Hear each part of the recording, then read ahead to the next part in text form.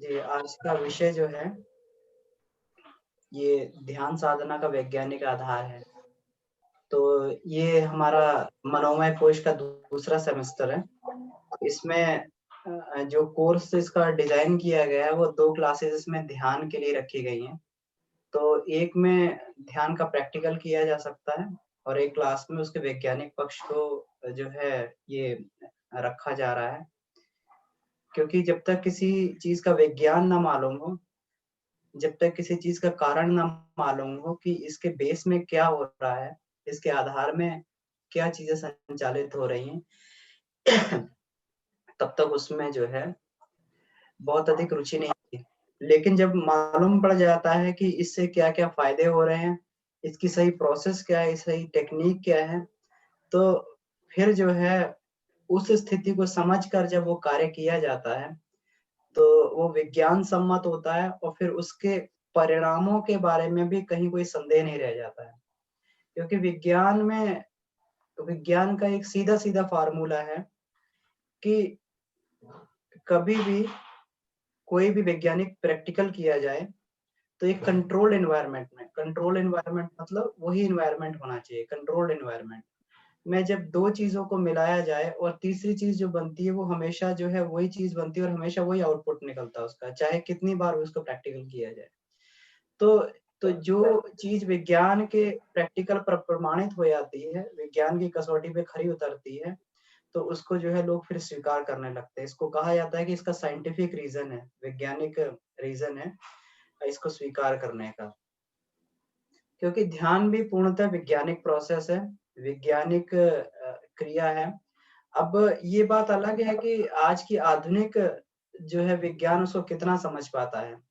परम पूज्य गुरुदेव का जीवन भर यही प्रयास रहा कि उन्होंने अध्यात्म की वैज्ञानिकता को प्रतिपादित करने के लिए उसके वैज्ञानिक पक्ष को रखा और शायद इसको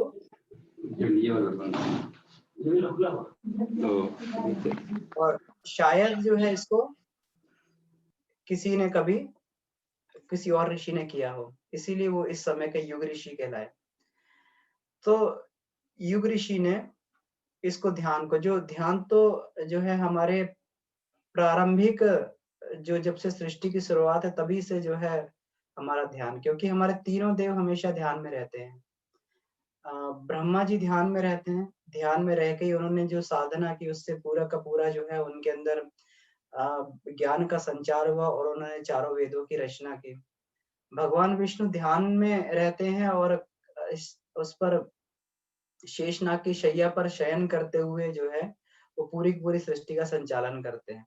भगवान महादेव भी समाधि अवस्था में जो ध्यान में रहते हैं और ध्यान के माध्यम से ही जो है पूरे-पूरे विश्व का नियंत्रण करते हैं। तो हमारे त्रिदेव जो है ये हमेशा ध्यान में, तो ये ध्यान का ये बड़ा ही एक महत्वपूर्ण पक्ष जो है, ये हमारे जीवन में इसको जोड़ा गया। ये अध्यात्म का बहुत ही महत्वपूर्ण पक्ष है ध्यान। महर्षि पतंजलि ने इसको ध्यान को जो अष्टांग योग में 7वें इसको जो नंबर पे रखा। 7वें नंबर पे इसलिए रखा गया कि इससे पहले जो है शरीर की जो है भौतिक, फिज़िकल और जो मेंटल लेवल पर इसकी तैयारी कर ली जाए। यम, नियम, आसन, प्राणायाम द्वारा अपने शरीर और मन को जो है उस स्थिति में जाने के लिए तैयार कर लिया जाए और फिर जब इसका प्रारंभ होता है आगे प्रत्याहार, धारणा, ध्यान और समाधि का, तो ये जो है ध्यान की तरफ जाने की जो बहिर्मुखी प्रवृत्तियों को अंतर्मुखी ले जाने की ये एक एक क्रिया है। अब इसमें देखा जाए कि ध्यान से पहले जो है ये आती धारणा और ध्यान के बाद में समाधि। तो ध्यान से पहले धारणा, धारणा का मतलब हम किस लक्ष्य का ध्यान करें, किस चीज़ का ध्यान करें, वो हमारा टारगेट बिल्कुल क्लियर होना चाहिए। जब तक हमें टारगेट हमारा क्लियर नहीं होगा, हमें पता हम घर से निकल गए और हमें ये पता नहीं है कि हमें जाना कहाँ पे है, तो फिर जो है हम कहीं का कहीं पहुँच जाएँगे।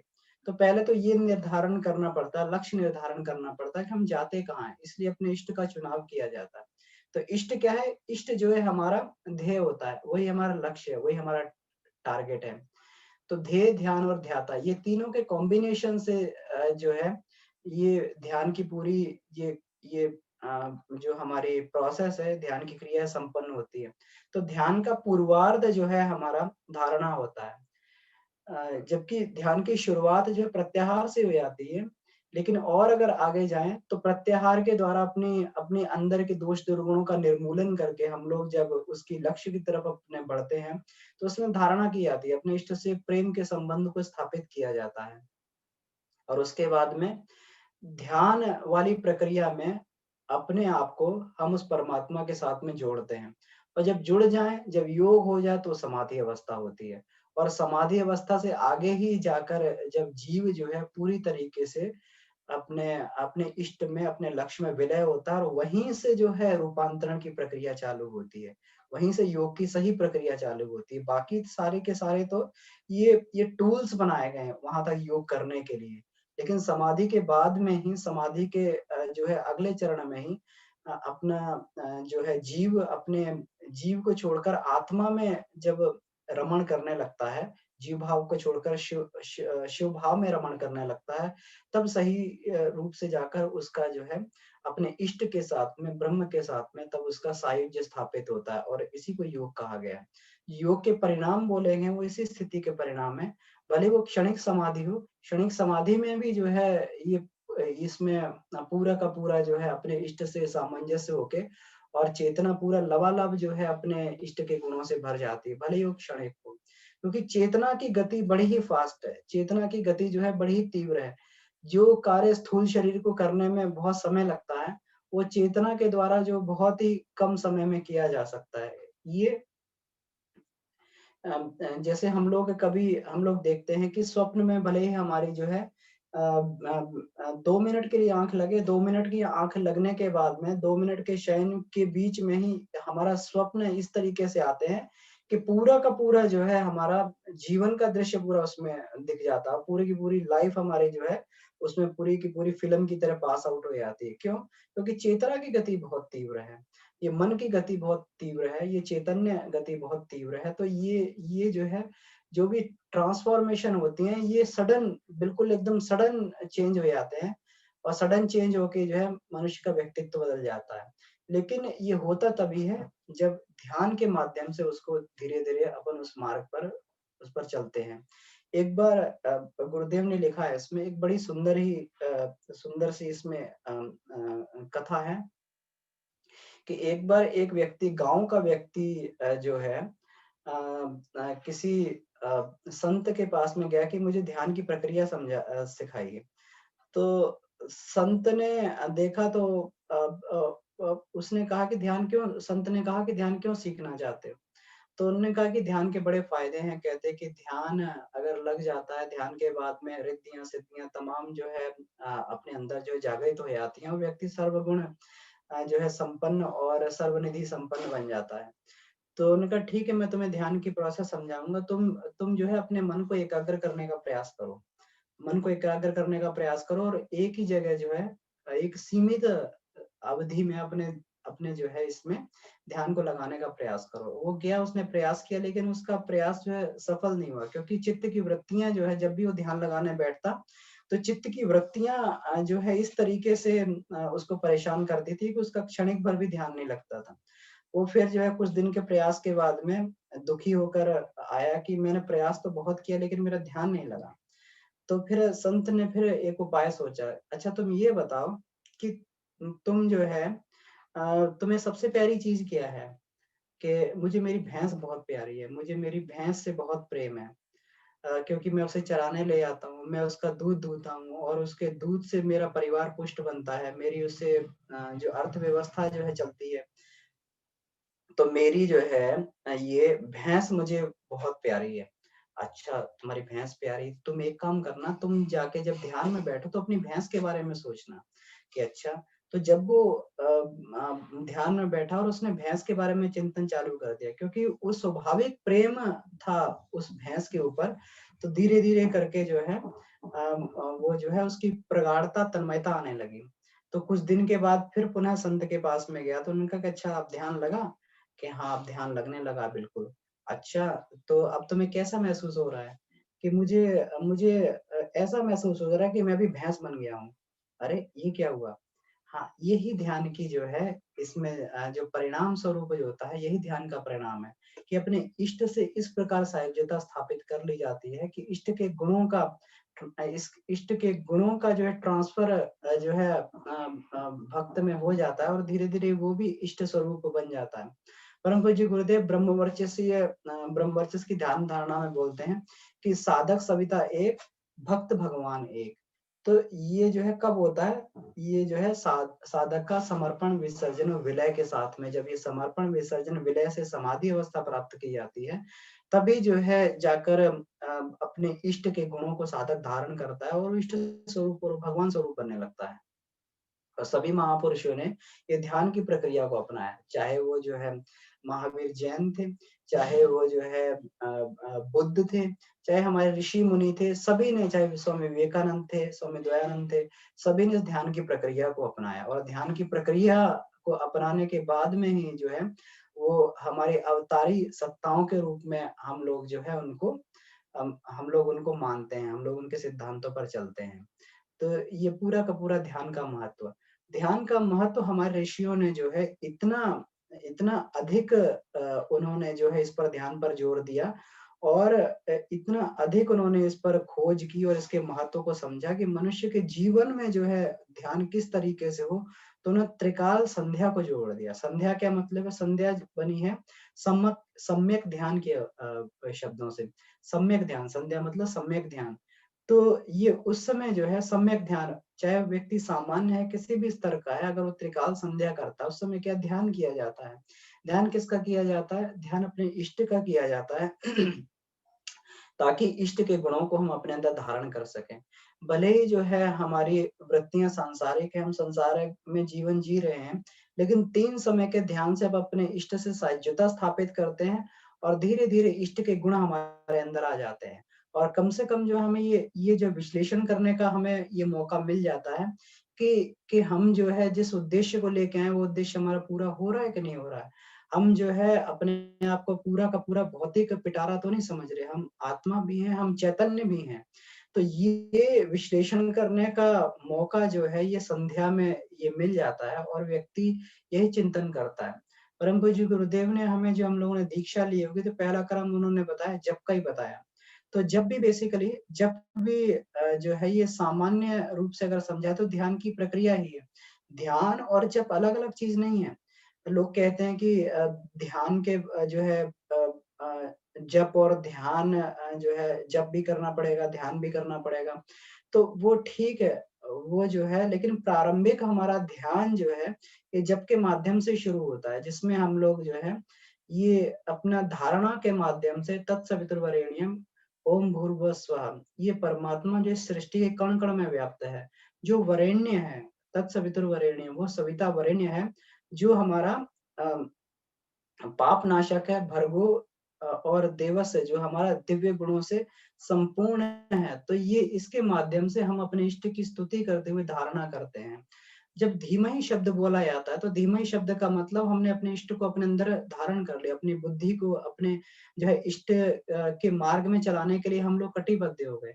और फिर जो है धियो यो नः प्रचोदयात्, मतलब विवेक और संयम के माध्यम से फिर हम उस कार्य को करें जिसके लिए हमारे मनुष्य शरीर दिया गया है। प्रचोदयात् मतलब ये जो है सेवा के लिए हमारी बुद्धि को सन्मार्ग में प्रेरित किया जाए, ताकि हम इस सृष्टि को सुंदर बनाने के लिए जो है अपने अपने समय साधन को संसाधनों को हम लोग नियोजित करते रहें।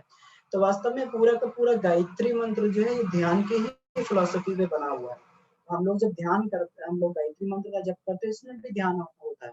फिर जब एडवांस स्टेज में धीरे-धीरे जाते हैं, जब हमारी धीरे-धीरे हमारी वृत्तियाँ अंतर्मुखी होने लगती हैं, तब उस स्थिति में जाकर हम लोग जो है, फिर जो एडवांस लेवल पे जो गुरुदेव ने ब्रह्म वर्चस्व की ध्यान धारणा ये बताई, तो अपने अंदर जाके शक्ति केंद्रों पर प्रहार करते हैं और प्रहार करके उनको जो है झकझोर के उनको जागृत करते हैं, चेतना की परतों का हम लोग अनावरण करते हैं, ताकि जो रिद्धियाँ-सिद्धियाँ, जो विभूतियाँ जो हमें मिलनी चाहिए मनुष्य के रूप में, तो वो सारी जो है धीरे-धीरे हम लोग उसको प्राप्त कर सकें, वो सारी धीरे-धीरे हम लोग हस्तगत कर सकें। तो ये ब्रह्म वर्चस्व की ध्यान धारणा के माध्यम से धीरे-धीरे हम लोग आगे अपने चक्रों की तरफ, उपत्यकाओं की तरफ, भ्रमरों की तरफ धीरे-धीरे हम लोग बढ़ते चले जाते हैं। लेकिन इसका प्रारंभ जो है जो गुरुदेव ने करवाया, ये जप के माध्यम से करवाया। तो इसलिए जप और ध्यान की समन्वित प्रक्रिया ही करनी चाहिए। जब अपन लोग जप करें तो उस समय केवल ये ना सोचें कि हम लोग माला पकड़ के केवल मुँह में कुछ-कुछ बुदबुदा रहे हैं। ठीक है, उससे लाभ तो मिलता है, जो उसकी साउंड एनर्जी है, जो उसका साउंड पैटर्न है, उससे जो है वो शब्द ब्रह्म का हमें लाभ मिल जाता है। लेकिन ध्यान की अगर उसमें प्रक्रिया को जोड़ दिया जाए तो रूपांतरण की जो प्रक्रिया है बहुत तीव्रता से हो जाती है। इसमें वंदनीय माताजी जो पहली लाइन कहती हैं कि इसमें जो ये बहुत ही इसमें क्लियर शब्दों में जो है, बहुत ही साफ शब्दों में ध्यान का उद्देश्य समझाया है कि ध्यान एक ऐसी विधा है जिसमें अपनी अंतः चेतना को परमात्मा चेतना के साथ जोड़ने और एक रूप करने का प्रयास किया जाता है। तो अगर जुड़कर हमारी चेतना एक रूप नहीं हो रही तो इसका मतलब हमारे ध्यान में कहीं गड़बड़ी है।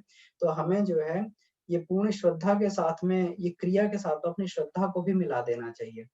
तो ये जो है ध्यान ध्यान के विषय में कोई चर्चा हुई। अब इसके वैज्ञानिक पक्ष को देखते हैं जो आज के समय में बहुत ही आवश्यक है। तो इसलिए हम लोग जो है ये परम पूज्य गुरुदेव ने जो है ये ध्यान के बारे में जो काफ़ी इसमें लिखा है, तो ये हम लोग इसमें देख सकते हैं, उसी के आधार पर ये इसमें स्लाइड बनाई गई है। तो इसमें ध्यान साधना का उद्देश्य जो परम पूज्य ये गुरुदेव लिखते हैं कि जो है अनगढ़ दिमाग जो होता है, उछल-कूद होती है, इसको नियंत्रित किया जाता है। क्योंकि जब तक हमारा मस्तिष्क क्या है, ये एक विचारों का पिटारा है और विचारों का पिटारा है, तो जब तक इसमें विचार कौंधते रहेंगे, तब तक जो है ईश्वरीय चेतना, ईश्वरीय दिशा निर्देश जो है बाधित रहते हैं और वो जो है वहाँ पर ये हमारे जो है ये अंतःकरण में प्रवेश नहीं कर पाते या हम कहें कि हमें परा पश्यंती वाणियाँ जो हैं, ये सुनाई नहीं देती। तो ये जो है ध्यान के माध्यम से हम लोग जो अपने धीरे-धीरे थॉट्स की डेंसिटी को कम करते जाते हैं और गुरुदेव ने इसको बोला है कि ध्यान जो है एक पॉइंट पे सीमित करके नहीं किया जा सकता क्योंकि ये मनुष्य मन का स्वभाव ही नहीं है कि एक पॉइंट पे वो जो है कुछ देर तक कंसंट्रेट कर सके। जब ये कंसंट्रेट हो जाता है तो इसका मतलब वो बहुत बड़ी अवस्था हो गई। तो इसमें क्या किया जाता है, एक निश्चित दायरे में अपनी चेतना को घुमाया जाता है, अपने मन को घुमाया जाता है, एक सीमित क्षेत्र में अपने मन को घुमाया जाता है। तो गुरुदेव जो इसमें दिशा निर्देश देते हैं ध्यान की पद्धति में, तो वो जो है केवल इसलिए दिए जाते हैं ताकि हमारे मन को जो है इनकी थॉट की डेंसिटी को कम कर दिया जाए। हम सविता को देखें, हम सविता के स्वर्णिम स्वरूप को देखें और उसका ध्यान करें, उसकी चेतना को अपने अंदर समाहित करने का हम लोग जो है ऐसी भावना करें। तो ये जो है और नियंत्रित जब हमारी विचार शक्ति हो जाती है, जब इसको कन्वर्ज कर दिया जाता है, तो पूरी फ़ोर्स के साथ फिर हम इसको जो है आगे ले जाते हैं क्योंकि विचार के माध्यम से हमारे ये प्राण का ये फ्लो चलता है।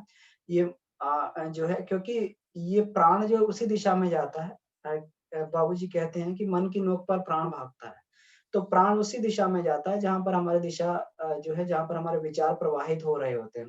तो उस स्थिति में हम लोग जो है ये अपने इसको नियंत्रित करने का प्रयास करते हैं विचारों को और केवल उसी विचारों को रखा जाता है जो हमारा इसमें आगे चल के हमें ये योग में, ध्यान में हम लोगों को इसमें सहायता करते हैं और एकाग्रता बौद्धिक प्रखरता बनती है।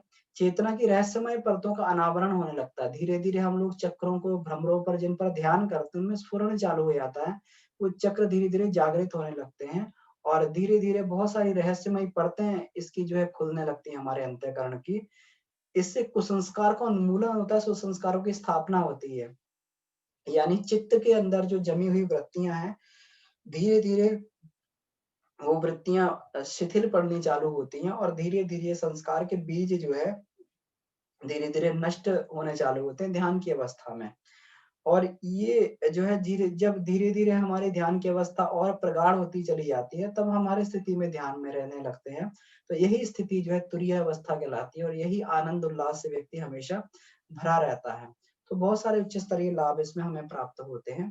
इसमें नेक्स्ट हम लोग देखते हैं कि थोड़ा-सा हम लोग इसमें जो है अब इसके विज्ञान को देखने का प्रयास करें कि ये जो है किस तरीके से फिट बैठता है क्योंकि अध्यात्म और विज्ञान को जब मिला दिया जाए तो जो है विज्ञान जो है आजकल जो है इस स्थिति में विकसित हो चुका है कि वो तत्काल जो इसका प्रभाव दिखा सकता है। और आज मनुष्य की जो वृत्तियाँ हैं वो ये हैं कि कोई भी चीज़, कोई भी कार्य करें, उसकी तत्काल हमें जो लाभ दिख जाए तो व्यक्ति उस पर विश्वास करने लगता है।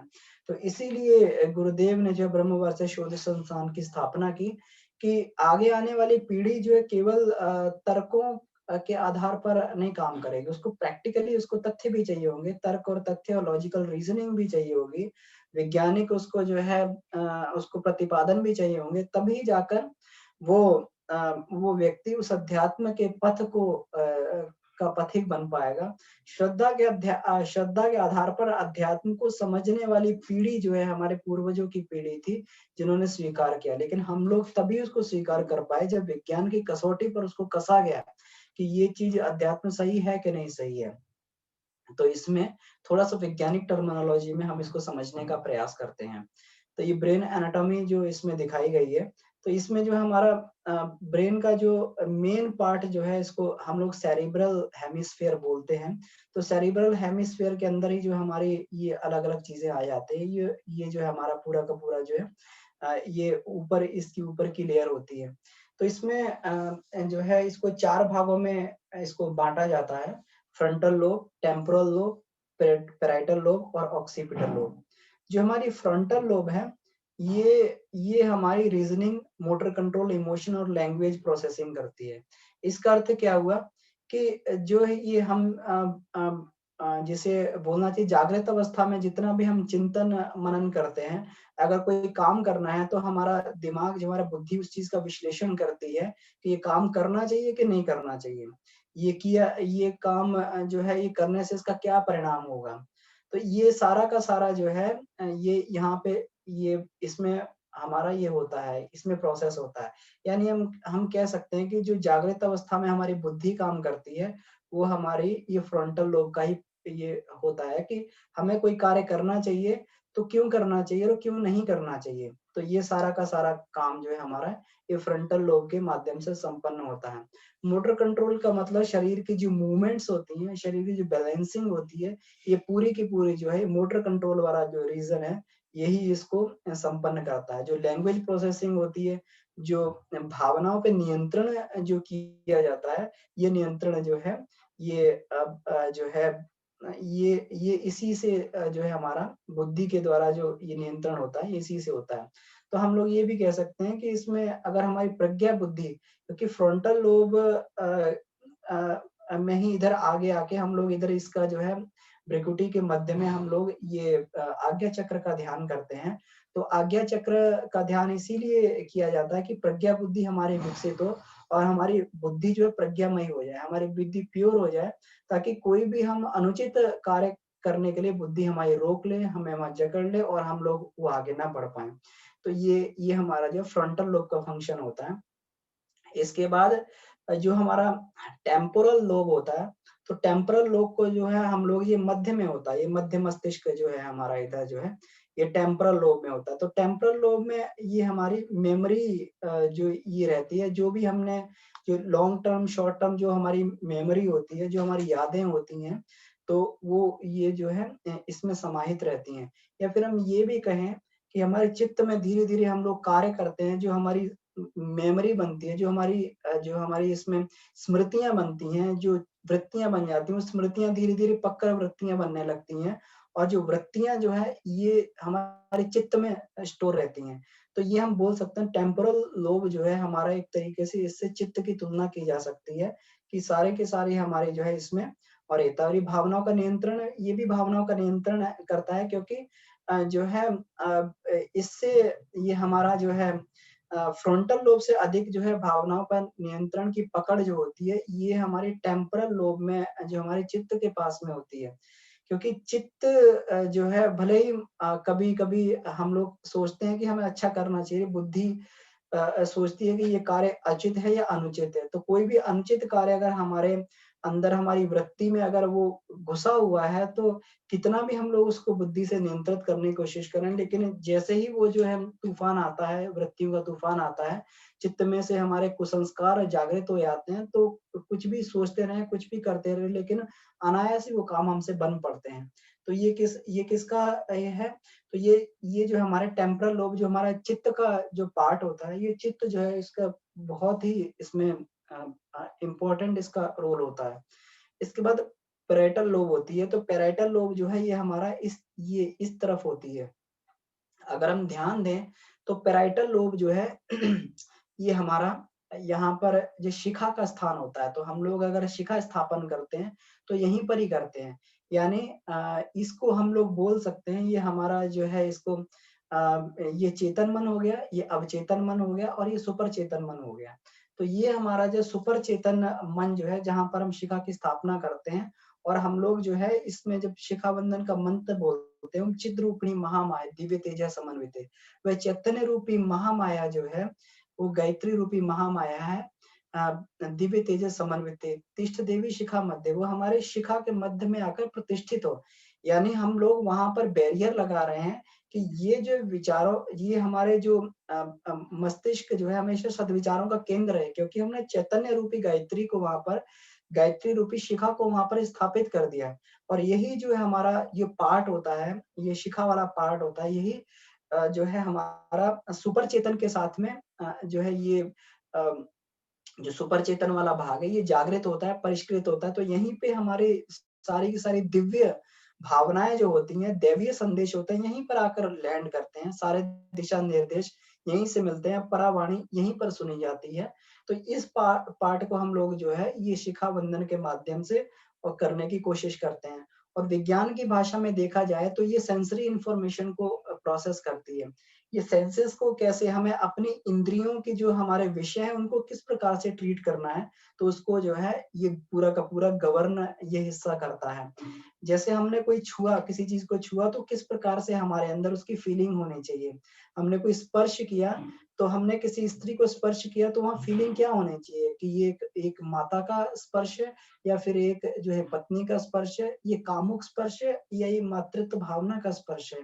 तो इस तरीके से जो है, क्योंकि जितना भी हम लोग ये अपना तन्मात्रा साधना करते हैं, तन्मात्रा साधना में अपना जो है तात्विक दृष्टि से हम लोग इंद्रियों की क्षमता को जो है अपना अध्यात्म में नियोजित करने का प्रयास करते हैं। तो ये पूरा का पूरा गवर्न इसी माध्यम से होता है कि हम बाहर के तत्वों को अपनी सेंसेस के माध्यम से, अपनी इंद्रियों के माध्यम से हम लोग जो किस प्रकार से उसका अनुभव कर रहे हैं, किस प्रकार से हम लोग उसकी सेंसेस को इंटरप्रेट कर रहे हैं। तो ये पूरा का पूरा अगर अगर हम तन्मात्रा साधना कर लें, तो जैसे बाबूजी ने बताया, तो जब वो हिमालय में गए थे तो तन्मात्रा साधना के माध्यम से उन्होंने जो है अपने मन को, अपने सेंसेस को उन्होंने कंट्रोल में करके और पूरा का पूरा वहां पर जो है सरवाइव अच्छे से सरवाइव किया। हम लोग भूमि पे शयन करते हैं, हम लोग जो है उस पर ऊबड़-खाबड़ जगह पे शयन करते हैं, तब भी जो है अगर नींद आ जाए तो इसका मतलब क्या, हम अपनी सेंसेस को कंट्रोल में करके, त्वचा को स्पर्श को कंट्रोल में करके हमने जो है ये अपनी तितिक्षा की क्षमता को विकसित कर लिया है। और जिनको ये क्षमता नहीं होती तो उनको गद्दे पर भी लेट के उनको नींद नहीं आती और अच्छा भोजन करने से भी उनको जो तृप्ति नहीं होती। ये क्या है, ये पूरा का पूरा जो है हमारी तन्मात्रा साधना है और ये मन को वश में करने के लिए बहुत ही आवश्यक होती है। तो यहाँ पर अपनी इंद्रियों की सेंसेस को हम लोग जो है सेंसरी जो हमारा बॉडी सेंसेस हैं, तो इनको हम लोग जो दिव्य भाव की तरफ मोड़ने का प्रयास करते हैं। और यहाँ पर हम लोग ये जो है भावना करने का प्रयास करते हैं कि जो भी हमारे शब्द, स्पर्श, रूप, रस, गंध इत्यादि जो हमारे ये जितने भी हमारे ये इंद्रियों के भोग हैं, जितनी भी हमारी तन्मात्रा हैं, तो केवल और केवल हमारे कल्याण के लिए ही प्रयुक्त हों। तो मतलब कोई भी कोई भी किसी प्रकार का भी जो है अनगढ़ वृत्तियाँ हमारे ऊपर हावी ना हो पाएँ। अनगढ़ जो है जो हमारी सेंसेस हैं, जो उनकी अनगढ़ प्रवृत्तियाँ हैं, वो हमारे ऊपर हावी ना हो पाएँ। इसके बाद ऑक्सीपिटल लोब होता है, तो ऑक्सीपिटल लोब जो है ये हमारी जो जो भी हम चीज़ इसमें देखते हैं, तो ये इमेज प्रोसेसिंग का काम करता है। ये विज़ुअल इन्फॉर्मेशन को इसको विज़ुअल इन्फॉर्मेशन को प्रोसेस करता है। आँखों से जो भी ऑप्टिकाइज़्मा के माध्यम से जो ये इसमें दृश्य बनता है, तो दृश्य को किस प्रकार से प्रोसेस करना है, तो ये हमारा ये होता है। तो यहाँ पर ये भाग, अगर यहाँ पर भी चोट लगती है किसी के, तो उसकी दृष्टि विहीनता भी हो जाती है उसमें। तो ये जो था इस तरीके से हम लोग इसको चेतन, अवचेतन और सुपर चेतन से हम लोग इसको कंपेयर कर सकते हैं। तो हाँ, इसमें आगे चल के हम लोग देखते हैं कि जो ये ध्यान में जो सबसे अधिक हमारा जो मेन जो इसमें ये होता है, मेन रोल जो होता है ये लिम्बिक सिस्टम का होता है। तो लिम्बिक सिस्टम को मोटे-मोटे तौर पे हम लोग बोल सकते हैं हाइपोथैलेमस, एमिगडाला और हिप्पोकैम्पस जो है, ये पूरा का पूरा मिलके हमारा पूरा का पूरा लिम्बिक सिस्टम बनाता है। तो हाइपोथैलेमस जो है इसमें का क्या मतलब है, इसको हम लोग जो है जो इसकी बात कर रहे थे हम लोग, तो हाइपोथैलेमस जो है हमारा इधर टेम्पोरल लोब के पास में ही होता है, या कहें कि टेम्पोरल लोब में जो है अवस्थित होता है। तो हाइपोथैलेमस हमारा जो है रिस्पॉन्सिबल फॉर ड्राइविंग एक्शन। तो मतलब ये जितने भी हम लोग काम कर रहे हैं, ये जितने भी कार्य कर रहे हैं, ये सारा का सारा हमारा जो है कंट्रोल हाइपोथैलेमस से होता है। कैसे कंट्रोल होता है हाइपोथैलेमस से? क्योंकि हाइपोथैलेमस जो है हमारा, ये पिट्यूटरी ग्लैंड से हमारा ये जुड़ा होता है, और पिट्यूटरी ग्लैंड जो मास्टर ग्लैंड है, तो जिस प्रकार के भी हमारे इसमें हाइपोथैलेमस में इसको जो हम लोग बात कर रहे थे, इसको जो है अचेतन मन भी बोलते हैं, और इसको हम लोग चित्त भी बोल सकते हैं। तो चित्त में जो भी वृत्तियाँ होंगी, उसी प्रकार का सिक्रेशन हमारे जो है उसी प्रकार का ये जो हाइपोथैलेमस है, तो हाइपोथैलेमस उसी प्रकार का निर्देश जो है पिट्यूटरी ग्लैंड को देगा, और पिट्यूटरी वैसा ही सिक्रेशन करेगी और वैसा ही सिक्रेशन हमारी बॉडी में होने लगेगा। तो अगर हमारा व्यक्तित्व नकारात्मक है, वृत्तियाँ नकारात्मक हैं, तो धीरे-धीरे नेगेटिव सिक्रेशन होने से धीरे-धीरे जो है व्यक्ति खुद जो है फिजिकल रूप में भी, भौतिक रूप में भी वो जो है धीरे-धीरे अस्वस्थ होने लगता है। और अगर इसकी सोच सकारात्मक है, तो व्यक्ति जो है केवल सकारात्मक सोच रख के ही जो है अपने जीवन में काफ़ी जो है अपने स्वास्थ्य में काफ़ी परिवर्तन कर सकता है। इसीलिए डॉक्टर कहते हैं कि मतलब दवाई के साथ में थोड़ी थिंकिंग हमें पॉजिटिव रखनी चाहिए। तो यही वाला भाग हमारा जो है, जब हम लोग ध्यान करते हैं, तो ये हाइपोथैलेमस वाला ये हम देखें, तो ये ठीक-ठीक ये ब्रह्मरंध्र के नीचे वाला भाग होता है, और ये ब्रह्मरंध्र से ही जब हम लोग इसको यहाँ से जब सविता का प्रकाश अंदर आता है, तो इसी को हम लोग जो है ये कारण शरीर बोलते हैं। क्योंकि ये ही जो है हमारा कारण शरीर है, यहीं पे जो है हमारी भावनाओं का नियंत्रण होता है, और यहीं से हमारा जो है ये कंट्रोल होता है।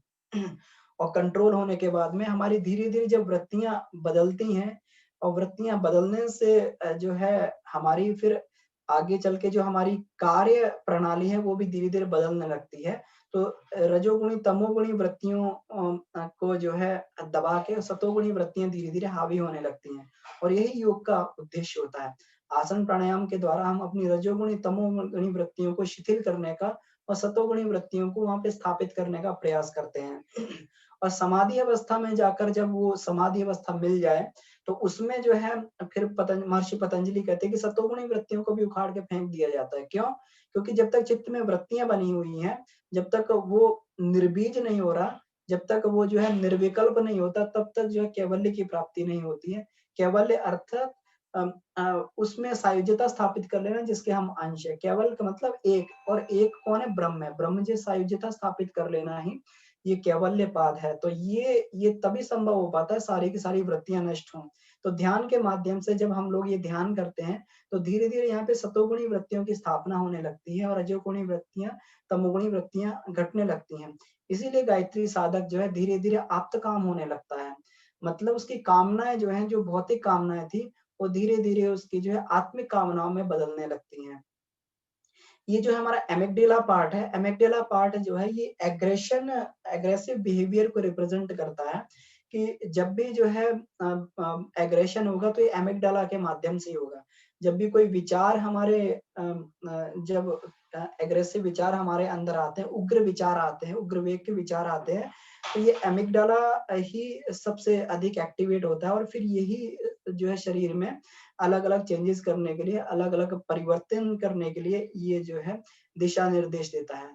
तो ये आज की जो मेडिकल साइंस है, वो ध्यान को जो है अभी भले ही वो गहराई में नहीं पहुँची है, लेकिन आज की साइंस जो है, इससे ध्यान को एंग्ज़ायटी कंट्रोल और हाइपरटेंशन, और जो है जो हमारा ये होता है जो एग्रेशन होता है, उग्रता को नियंत्रित करने के लिए जो है इसको ध्यान का उपयोग करता है। भले ही वो रूपांतरण वाली गहरी परतों को नहीं समझ पाया, लेकिन ये जो है ये चीज़ें धीरे-धीरे विज्ञान इसको समझने लगा है और मेडिकल साइंस भी जो है अब किसी व्यक्ति को सकारात्मक सोच बनाने के लिए उनको बोलते हैं कि आप योग और मेडिटेशन का सहारा लें, तो आपका धीरे-धीरे, क्योंकि ये सारी चीज़ें बड़ी प्रैक्टिकली ये इसमें प्रूव हो चुकी हैं। अब ये आगे हिप्पोकैम्पस है, तो हिप्पोकैम्पस जो है ये शॉर्ट टर्म और लॉन्ग टर्म मेमोरीज को स्टोरेज होती है। यहीं पे हमारी जो सारी की सारी स्मृतियाँ स्टोर होती हैं। तो ये जो है हम कह सकते हैं कि जो हमने जो अच्छे-बुरे जो कार्य किए हैं वो यहीं पर हमारे स्टोरेज होते रहता है और यहीं हिप्पोकैम्पस की जो जब तक हम सफाई ना करें, तब तक जो है हमारे ऊपर ये पुरानी वृत्तियाँ और पुरानी यादें हमारे ऊपर ये हावी होती रहती हैं। तो इसलिए ध्यान के माध्यम से ये कैंपस रीजन की भी ये सफाई हम लोग करते हैं। तो ये जो लिम्बिक सिस्टम है पूरा जो हमारा जो मिड ब्रेन वाला पार्ट है, जो ये मिड ब्रेन होता है तो ये हिप्पोकैम्पस लिम्बिक सिस्टम है, ये बहुत कर आगे हमारा रेटिकुलर एक्टिवेटिंग सिस्टम को जो है ये हमारा कंट्रोल करता है या फिर एक्टिवेटिंग सिस्टम जो है जिसे आनंदमय कोश बोला जाता है, तो ये यहीं पर पूरा का पूरा नियंत्रण कर लिया जाता है। जब हम लोग जो मनोमय कोश की साधना करते हैं, विज्ञानमय कोश की साधना करते हैं, तो जब ये सध जाता है, ये हमारा लिम्बिक सिस्टम ये पूरा का पूरा सध जाता है, तो फिर इस तरीके के स्राव व्यक्ति के अंदर से होने लगते हैं कि वो जो है फिर आनंद की स्थिति में रहने लगता है। ये डोपामाइन, एन्केफेलिन, एंडोर्फिन्स जैसे हमारे अंदर ये आनंद देने वाले हमारे अंदर ये केमिकल्स जो पैदा होने लगते हैं, ये पूरा का पूरा यहीं से ये पैदा होने लगते हैं। इसमें आगे देखते हैं हम लोग कि एक ये हार्वर्ड यूनिवर्सिटी में एक रिसर्च हुई थी, तो इस रिसर्च को जो है ये पब्लिश किया गया। तो इसमें जो गुरुदेव ने इसमें बताया, तो गुरुदेव ने जो है इसमें जब रिसर्च हुई थी तो उस समय एफएमआरआई अवेलेबल नहीं था। तो उस समय गुरुदेव ने ध्यान के से व्यक्तित्व में कैसे परिवर्तन होता है, मस्तिष्क में कौन-कौन सी क्रियाएँ चालू होती है, तो ईईजी के माध्यम से उन्होंने इस चीज़ को समझाया। लेकिन धीरे-धीरे जब मेडिकल साइंस ने प्रोग्रेस की तो उसके और भी जो है प्रमाण प्रतिपादित होने लगे और भी प्रमाण उसके मिलने लगे। तो ये जो है इसमें हार्वर्ड यूनिवर्सिटी में जो है प्रोफेसर जो गैले डैशबोर्ड ने ये रिसर्च की थी 2012 में और ये पेपर उन्होंने पब्लिश किया था। तो नेट पे जाके आप इसको देख सकते हैं। तो इसमें जो है ये 8 वीक्स की जो ट्रेनिंग दी गई थी हार्वर्ड यूनिवर्सिटी में, इसको माइंडफुलनेस मेडिटेशन बोलते हैं। माइंडफुलनेस मेडिटेशन जो है ये जो है ये एक बुद्ध का जो साक्षी भाव है या फिर विपश्यना जिसे बोलते हैं, तो ये बुद्धिज्म से इसको लिया गया विपश्यना से। इसमें हम लोग जो है अपने अंतःकरण को जो है देखना, क्योंकि अभी हमारी वृत्तियाँ जो है ये बहिर्गामी वृत्तियाँ होती हैं, बाहर की चीज़ों को देखते हैं। लेकिन बुद्धिज्म में ये बताया गया कि अपने आप को जो है अंदर की वृत्तियों को साक्षी भाव से देखना चालू करें कि हमारी सांस क्या कर रही है, हमारे अंदर जो क्या खाने से और बाहर के सराउंडिंग से, बाहर की जो एनवायरनमेंट है, उसके कारण हमारे अंदर क्या-क्या परिवर्तन हो रहे हैं, क्या-क्या परिवर्तन हो रहे हैं, तो उसको देखा जाए, अपनी वृत्तियों को समझने का प्रयास किया जाए कि कौन-सी वृत्ति हमें किस प्रकार से इफ़ेक्ट कर रही है। तो ये जो है इसको बोलते हैं, इसको जो है पश्चिमी भाषा में माइंडफुलनेस ट्रेनिंग बोलते हैं और ये बुद्धिज्म के जो है ये विपश्यना से और ये साक्षी भाव से इसको डिराइव किया गया, इसको लिया गया है। तो इसमें 8 वीक्स की जो माइंडफुलनेस इसमें ट्रेनिंग दी गई थी, तो ये एक व्यक्ति के ऊपर जो है उसको जो है उस पर प्रैक्टिकल किया गया। तो इसमें हम देख सकते हैं ये एमिगडाला पार्ट है। ये एफएमआरआई होती है। एमआरआई हम सब लोग जानते हैं, जो मेडिकल रेजोनेंस इम्पीडेंस होता है, जिससे हम अपने अंदर की जो है, जो एक्स-रे और जो अल्ट्रासाउंड की पकड़ में नहीं आती हैं, उस वो अंदर कोई जो है और हम स्ट्रक्चर को बड़ा ही साफ रूप से, बड़ा ही क्लियर रूप से उसको देख सकते हैं। तो एफएमआरआई जो है, ये थोड़ा और उससे एडवांस है, फंक्शनल एमआरआई है। तो उस स्थिति में जो है क्या फंक्शन हो रहा है दिमाग में, किस-किस तरीके से जो है कौन-कौन सा पार्ट जो है हमारा किस तरीके से फंक्शन कर रहा है, कैसी उत्तेजना पैदा कर रहा है, तो ये जो है एफएमआरआई के माध्यम से इसको देखा जा सकता है। तो ये जो चित्र है ये 8 वीक पहले का है और ये चित्र जो है 8 वीक बाद का है। ये एमिगडाला का पार्ट है। तो किसी एक व्यक्ति को जो है जो भावनात्मक रूप से जब उत्तेजित किया गया, तो 8 वीक पहले जो है उसकी उत्तेजना जो है एमिगडाला में बहुत अधिक नोट की गई। तो बहुत अधिक उत्तेजित उसको पाया गया। लेकिन 8 वीक के बाद में जब उसे मेडिटेशन उसने सीख लिया, जब उसने ध्यान की प्रक्रिया को सीख लिया, तो वही उत्तेजना जो है भावनात्मक अतिरेक उत्तेजना उसके अंदर पैदा की गई। लेकिन इस समय वो जो है अपने आप को कंट्रोल कर सका और उत्तेजित नहीं हुआ। यही हम लोग जो है विज्ञानमय कोश की साधना में हम अपने भावनाओं को नियंत्रित करने का हम लोग जो है प्रयास करते हैं।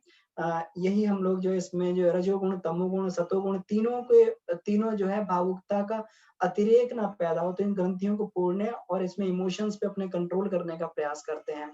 तो ये जो है ये बिल्कुल साफ इसमें रिसर्च दिखाई गई कि ये किस तरीके से ध्यान की अवस्था में ये एमिगडाला रीजन को यानी अपनी उग्रता को व्यक्ति अपना ये कंट्रोल करता है। क्योंकि ये उग्रता ही हमारे लिए बड़ा ही घातक सिद्ध हो जाती है। जब व्यक्ति उग्र हो जाता है, चाहे वो क्रोध से उग्र हो, चाहे वो काम से उग्र हो, तो व्यक्ति जो है फिर जो है गलत निर्णय ले लेता है, गलत डिसीजन ले लेता है। तो वो जो है उसके लिए फिर पाप का कारण बनते हैं। इसी को जो है भगवान कृष्ण ने काम ऐसा क्रोधेशा रजोगुण समद्भवा, तो ये इसको बोला है महाशनो महापापमा विद्येन मिहि वैरिणम। तो उन्होंने कहा है कि ये जो है काम क्रोध जो है रजोगुण से जो उग्रता पैदा होती है, तो उसको जो है ये विद्वान व्यक्ति के लिए सर्वभक्षी डायन के रूप में उसको बोला गया है कि ये सब कुछ खा जाती है उसका, जितना भी उसका जो है तपश्चर्या है, जितनी भी उसके वो है, वो सब कुछ उसको नष्ट कर देती है। हम लोग विश्वामित्र के उदाहरण को देख सकते हैं कि विश्वामित्र जी ने जब घोर तपश्चर्या की और उन्होंने जो है ये ये रिद्धियां सिद्धियां प्राप्त कर ली, तब भी जो है अपने क्रोध को और काम को जो है वश में नहीं कर पाए और उन्होंने जो है ये उनकी तपस्या बीच में ही काम क्रोध के कारण जो खंडित हो गई। तो फिर धीरे-धीरे फिर और जो है जब वो विज्ञान में कोश को पार कर गए, तो धीरे-धीरे उन्होंने पूरे संसार से अपनी साह्यता बैठा ली और पूरे विश्व के मित्र हो गए। तो ये जो पूरा का पूरा जो है ये किस माध्यम से संपन्न हुआ? ये ध्यान के माध्यम से ये संपन्न होता है कि उग्रता को जो इसमें कंट्रोल किया जा सकता है। इसमें और भी आगे का जो पक्ष है जिसको ध्यान विज्ञान आज जो है विज्ञान के माध्यम से ध्यान को प्रतिपादित किया जा सकता है, वो है हमारा ईईजी के माध्यम से कि कोई व्यक्ति क्या सोचता है और उसके उस समय में उसके ब्रेन में क्या एक्टिविटी चल रही है और कौन-कौन सी वेव्स उसके अंदर पैदा हो रही हैं। तो इसमें युग ऋषि परम पूज्य गुरुदेव ने जो है ये इसमें ये बताया व्यक्तित्व विकास के उच्च स्तरीय साधनाओं में कि ये जो है ध्यान के माध्यम से जो है ये हमारी शरीर में 4 प्रकार की ये हमारे मस्तिष्क जो है 4 प्रकार की स्टेट में रहता है। तो 4 प्रकार की स्टेट को उन्होंने बोला अल्फा, बीटा, थीटा और डेल्टा। तो अल्फा की जो फ्रीक्वेंसी है ये 8 टू 13 हर्ट्ज होती है, 8 टू 13 साइकिल्स पर सेकंड होती है। बीटा की 13 टू 30 साइकिल्स पर सेकंड होती है और थीटा की 5 टू 7 साइकिल्स पर सेकंड होती है। और जो हमारे डेल्टा है वो 1 से 4 जो है साइकिल्स पर सेकंड होती है। तो इस एक्टिविटी को क्योंकि जब भी हम कोई कार्य करते हैं, जब भी हमारा दिमाग कोई कार्य करने का निर्देश देता है, तो उस समय जो है हमारे अंदर ये न्यूरॉन्स का फ्लो होता है। तो न्यूरॉन्स क्या है, ये एक तरीके के चार्ज को कैरी करते हैं और जब न्यूरॉन्स का इधर-उधर फ्लो होता है तो ये जो वेव्स पैदा होती हैं। अब इसमें आइए देखते हैं कि ये अलग-अलग जो हमारी स्टेट है ब्रेन की, ये किस तरीके से हमारे मस्तिष्क को प्रभावित करती हैं और कौन से स्टेट में क्या होता है ये। तो पहले हम इसको विज्ञान के आधार पे देखते हैं, फिर गुरुदेव की युग ऋषि की इसमें देखेंगे कि उन्होंने किस प्रकार से इसका जो संबंध है इसको स्थापित किया है अध्यात्म विज्ञान का। तो सबसे पहले जो है ये बीटा से चलते हैं। तो बीटा जो वेव्स होती हैं, अब परम पूज्य गुरुदेव ने जो है प्रत्याहार धारणा ध्यान समाधि पतली सी पुस्तक है, उसमें जो है बड़े स्पष्ट शब्दों में लिखा है कि व्यक्ति जो है हमेशा 4 अवस्थाओं में रहता है। जागृत अवस्था, स्वप्नावस्था, सुषुप्तावस्था और तुरीय अवस्था। तो बहुत कर जो है ये 4 स्टेजेस जो हमारी हैं, ये बहुत कर उससे मेल खाती हैं। तो जिसको ये हमारी बीटा स्टेट है, बीटा स्टेट को जागृत अवस्था बोला जाता है।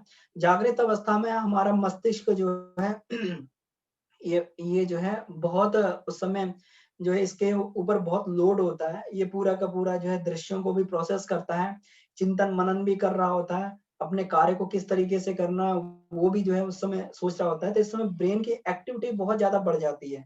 तो ब्रेन की एक्टिविटी बढ़ने से जो है ये फ्रीक्वेंसी बहुत अधिक हो जाती है। तो इसमें जो है व्यक्ति का चित्त जो है इसको बोलना चाहिए जागृत अवस्था में है। मतलब अब युग ऋषि के उसमें शब्दों में बोले तो उसमें मन और शरीर दोनों जगे हुए होते हैं। जब मन भी जगा हुआ है, मन भी कार्य करता है पूरा इंटेंसिटी से और शरीर भी कार्य कर रहा है पूरा इंटेंसिटी से, तो उस समय जो है 13 टू 30 जो है हमारी साइकिल पर सेकंड की वेव्स पैदा होती हैं और इससे जो है बहुत सारा हमारा जो ऊर्जा खत्म होती है और ऊर्जा खत्म होती है और धीरे-धीरे हम लोग थकावट का भी अनुभव करते हैं। तो ये पूरा खर्च करने की स्टेट बोलते हैं, इसको जागृत अवस्था बोला गया है। अब इसको जो है जागृत अवस्था हुई और एक हमारी होती है सुषुप्तावस्था, जिसमें सुषुप्तावस्था में ये बोला गया है कि सुषुप्तावस्था में जो है ये मन भी सो जाता है और हमारा शरीर भी सो जाता है।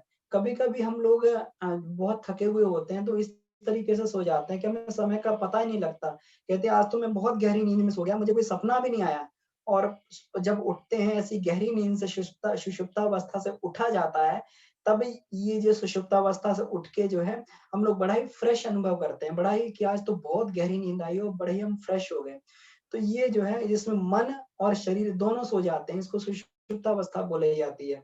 तो विज्ञान की भाषा में कहें तो इस समय जो है ये फ्रीक्वेंसी हमारी जो है 1 से 4 जो साइकिल पर सेकंड होती है, यानी बहुत ही कम जो है हमारी ब्रेन की एक्टिविटी उस समय चल रही होती है। केवल जो है हमारी स्वसंचालित प्रक्रियाएँ को चालू करने के लिए केवल वो चलती है। और इसको डीपेस्ट मेडिटेशन स्टेट बोला जाता है। जो योगी लोग योग निद्रा का अभ्यास कर लेते हैं, योग निद्रा का अभ्यास करने से वो जो है जब चाहें तब सुषुप्तावस्था जो है उनको प्राप्त हो जाती है और अपनी थोड़ी ही देर में जो अपनी नींद और जो अपनी थकावट को मिटा लेते हैं। योगी लोग बहुत कम सोते हैं और इसीलिए कम सोते हैं कि वो मेडिटेटिव जो है स्टेट में जाके और गहन जो है नींद की अवस्था में पहुँच जाते हैं। ये जो कि ये अवस्था जो है सामान्य मनुष्य को जो है कभी-कभी प्राप्त होती है और उसको प्रोसेस मालूम नहीं होता। लेकिन यही जो योगी लोग इसको जो है जब चाहें योग निद्रा के माध्यम से तभी जो है डीपेस्ट मेडिटेशन स्टेट में जाके यानी गहरे ध्यान अवस्था में जाके और मन को और शरीर को दोनों को शिथिल कर लेते हैं और बिल्कुल एकदम एकदम जो है बिल्कुल शांत और अवस्था में अपनी सारे के सारे शरीर की थकावट को, प्राण ऊर्जा को थकावट को दूर करके और अधिक प्राण ऊर्जा को अपने अंदर जो है ये समाहित कर लेते हैं। बहुत सारे साधक भी ये बोलते हैं कि जब हम लोग ये ध्यान करते हैं तो एक ऐसी स्टेज में पहुँच जाते हैं, जब वहाँ पर जाकर बिल्कुल अपने आप का बोध नहीं रहता कि हम लोग कहाँ बैठे हुए हैं, कहाँ पहुँच गए हैं। कैसे हैं और समय उस समय इतनी तेज़ी से निकलता है कि पता लगता है कि जैसे आधा घंटा निकल गया और पता लगा कि अभी अभी जो है अपने आप को फ़ील होता है कि अभी 2 मिनट ही हुए हैं, 4 मिनट, 5 मिनट हुए हैं। तो ये जो है ये डीपेस्ट मेडिटेशन स्टेट में ये हमें सुषुप्तावस्था प्राप्त हो जाती है। इसके बाद जो थीटा वेव्स हैं इसको स्वप्नावस्था बोला जाता है। योग ऋषि ने इसको जो है स्वप्नावस्था बोला गया। ये ड्रीमिंग स्टेट होती है। तो ड्रीमिंग स्टेट में जो है इसमें जो साइंस कहती है कि ड्रीमिंग स्टेट होती है, ये इन्फॉर्मेशन बियॉन्ड लर्निंग होती है। कभी-कभी जो है हमारी स्थिति जो होती है हम लोग चिंतन मनन करते हैं, जागृत अवस्था में रहते हैं, तो कोई प्रॉब्लम्स जो है वो हमारी सॉल्व नहीं होती हैं। तो और हमें उसका समाधान नहीं मिलता। लेकिन जब हम स्वप्नावस्था में जाते हैं तो उस समस्याओं के समाधान हमें जो है वो प्राप्त हो जाते हैं। समस्याओं के समाधान जो है हमें प्राप्त हो जाते हैं। इसी तरीके से जब ये क्वांटम पार्टिकल की खोज की गई तो ये प्लांक्स जो थे, मैक्स प्लांक्स तो थे ये जो है ये अपना शोध कर रहे थे लेकिन इन्हें क्वांटम का रहस्य नहीं पता लग रहा था। तो क्या हुआ कि शोध करते-करते स्वप्नावस्था में चले गए और इनके दादाजी ने इनको जो है पूरा का पूरा जो है वो पूरी की जो इस प्लांक्स के दादाजी थे, उन्हें स्वप्नावस्था में ये पूरा का पूरा समझा दिया। तो एक वैज्ञानिक अध्यात्म का एक विशेषांक निकला था खंड ज्योति का, उसमें ये इसमें दिया गया था कि ये तो उसमें क्या होता है कि बहुत सारी समस्याएँ हमारी जो सुलझने में नहीं आती, तो स्वप्नावस्था में जाकर जो है हमारे जो अंतःकरण का चित्त है, हमारे अंतःकरण का जो गुप्त मन है, तो उसको हमारी बहुत सारी प्रॉब्लम्स को वो हमारी ठीक कर देता है। इसको इसलिए इसको गेटवे ऑफ लर्निंग भी बोला गया है, कि स्वप्न से हम लोग बहुत सारी चीज़ों को समझ जाते हैं। हमारे अंदर क्या वृत्तियाँ चल रही हैं समझ जाते हैं। तो गुरुदेव ने इसीलिए इसमें कहा भी है, साधकों के स्वप्न जो निरर्थक नहीं होते। तो साधक को जो है, जो अपनी प्रगति का उससे जो है प्रगति का अ इसमें उसकी आध्यात्मिक प्रगति क्या चल रही है, आंतरिक प्रगति किस तरीके से चल रही है, तो स्वप्नावस्था में भी उसको जो है ये होने लगता है। इसमें जैसे गुरुदेव ने एक एग्ज़ाम्पल लिया है, एक उदाहरण लिया है, तो कभी-कभी ऐसा होता है कि हमारी हमारी जो वृत्तियाँ होती हैं, जब कभी हम लोग कहीं अनुष्ठान में जाएँ, कभी ये कठिन साधना में जाते हो, धीरे-धीरे वृत्तियाँ जो है दबने लगती हैं। तो एक तरीके से फिर वे जो है प्रहार करती हैं। जब किसी चीज़ को दबाया जाए, तो तीव्र प्रहार उसका जो है उस समय होता है। तो तीव्र प्रहार प्रहार में कभी-कभी हमें ये स्वप्न आते हैं कि मतलब अत्यधिक कामुक स्वप्न, अगर क्योंकि ब्रह्मचर्य का पालन करते हुए जब इंद्रिय निग्रह किया जाता है, वासनाओं को दबाया जाता है, तो जब वो वासनाएँ विदा होती हैं, जब अंदर की दुष्प्रवृत्तियाँ विदा होती हैं, तब वो जो एक बार तीव्र प्रहार करती हैं, साधक को डराती हैं आके। तो हमें इस तरीके से स्वप्न होते हैं, अति कामुकता के स्वप्न भी आ जाते हैं, या कभी-कभी जो है हमें कोई अलग-अलग वेश धारण करके जो है कोई चीज़ डराने लगती है, तो उसका मतलब यही होता है कि ये वृत्ति जो है हमेशा हमसे जो है विदा होने वाली है, ये हमेशा जा रही है और ये आखिरी टाइम है इसका डराने का, कि डरा-धमका के जो है इसको कर दिया जाए। तो साधक को इस स्थिति में विचलित नहीं होना चाहिए। तो ये स्वप्नावस्था के माध्यम से बहुत सारी चीज़ों को हम लोग जो है हमारे आंतरिक मन में क्या चल रहा है, तो इसको जो है समझ सकते हैं। तो ये जो है, ये स्वप्नावस्था भी जो है, ये मेडिटेशन स्टेट में हम लोग जो इसको इसको जो है ये प्राप्त कर सकते हैं। अब इसके बाद में जो ये चौथी अवस्था होती है, इसको जो हम लोग अल्फा स्टेट बोलते हैं। तो अल्फा स्टेट जो होती है, ये अल्फा स्टेट, इसकी फ्रीक्वेंसी 8 टू 13 साइकिल पर सेकंड होती है। तो 8 टू 13 साइकिल पर स्टैंड होती है। इसमें बोला गया है dominant during quietly flowing thoughts. अब इसमें हमारे क्वाइटली फ्लोइंग थॉट्स होते हैं, मतलब हमारे जब विचार जो होते हैं बिल्कुल अलाइन्ड हो जाते हैं, मतलब हम जहाँ पर अपने विचारों को लगाना चाहते हैं, वहाँ पर हमारे विचार हो जाएँ, तो ये जो है ये उस समय ये डोमिनेंट स्टेट होती है, यही अल्फा स्टेट होती है। तो इसका जो है ये इसको बोला गया power of now, being here in present. मतलब जो कार्य हम लोग कर रहे हैं, तो वहीं पर रहें। अभी तो हमारा मन जो था, इसको इसको जो है अगर हम कंपेयर करें तो तुरीयावस्था के साथ में कंपेयर किया जा सकता है। युग ऋषि ने तुरीयावस्था को बताया कि तुरीयावस्था जो होती है, जिसमें हमारा मन सो जाता है और हमारा जो है शरीर काम करने लगता है, अपनी चेतना में रमण करने लगता है। और जो विकारी मन है, विकारी मन की बात की गई, विकारी मन उसमें सो जाता है, जो हमें बार-बार हमारे चित्त को इधर-उधर भटका रहा था। तो इस स्थिति में व्यक्ति जो डीपेस्ट थिंकिंग में पहुँचने लगता है, धीरे-धीरे गहन शोध में, गहन शोध में पहुँचने लगता है। फिर चाहे वो वैज्ञानिक शोध हो, चाहे वो आध्यात्मिक शोध हो, तो उसको गहनता प्राप्त होने लगती है। या फिर हम कहें कि परावाणी पश्यन्ति वाणियाँ जो है, इस स्थिति में पकड़ में आने लगती है और व्यक्ति गहनतम प्रकृति के रहस्यों को पार करने लगता है। जो इसमें जिस तरीके से योगेश जी ने इसको बताया है कि ये इस समय जो गहन शांति की स्थिति में होता है और उसे बोध भी होता है कि मैं क्या कर रहा हूँ। यानी उसको बोध भी है कि मैं जागृत अवस्था में हूँ और गहन शांति भी है और शांति में अपने विचारों को वहाँ पर प्रवाहित कर रहा है। तो इसको योग ऋषि ने बताया कि इसका 8 टू 13 साइकिल पर सेकंड जो है हमारे अंदर से ये वेव्स निकलती हैं और ये जो है ये भूचुम्बकीय धाराएँ जो होती हैं, जो ये हमारे पृथ्वी के चारों ओर जो चक्कर लगाती चुंबकीय धाराएँ, इसको ये हम लोग बोलते हैं शूमन स्पेक्ट्रम बोलते हैं इसको, शूमन रेजोनेंस बोला जाता है। तो शूमन रेजोनेंस जो है ये कहा जाता है कि शूमन रेजोनेंस जो है व्यष्टि मन है। यानी प्रकृति में क्या चल रहा है, प्रकृति में किस-किस के प्रकार के परिवर्तन हो रहे हैं, प्रकृति गर्भ में क्या चल रहा है, तो पूरा का पूरा जो है ये जो है प्रकृति यहाँ से शूमन वेव्स के माध्यम से सारी की सारी इन्फॉर्मेशन जो है अपनी प्रवाहित करती है। अब जब दोनों 2 चीज़ों की फ्रीक्वेंसी एक हो जाती है, तो दोनों का सामंजस्य हो जाता है, दोनों की तालबद्धता हो जाती है।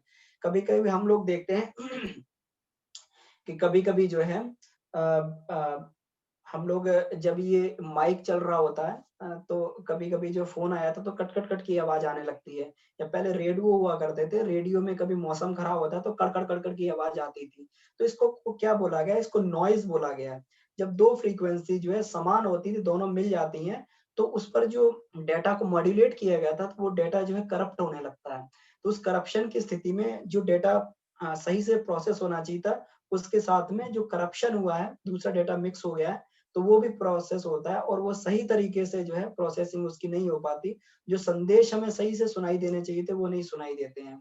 तो ये क्या है सामंजस्य। लेकिन उस केस में ये भी होता है कि अगर हम जैसे रेडियो के जो हमारा जो रिसीवर होता है, उसको हम जो है किसी फ्रीक्वेंसी पे ट्यून कर दें तो उसको पकड़ने लगता है।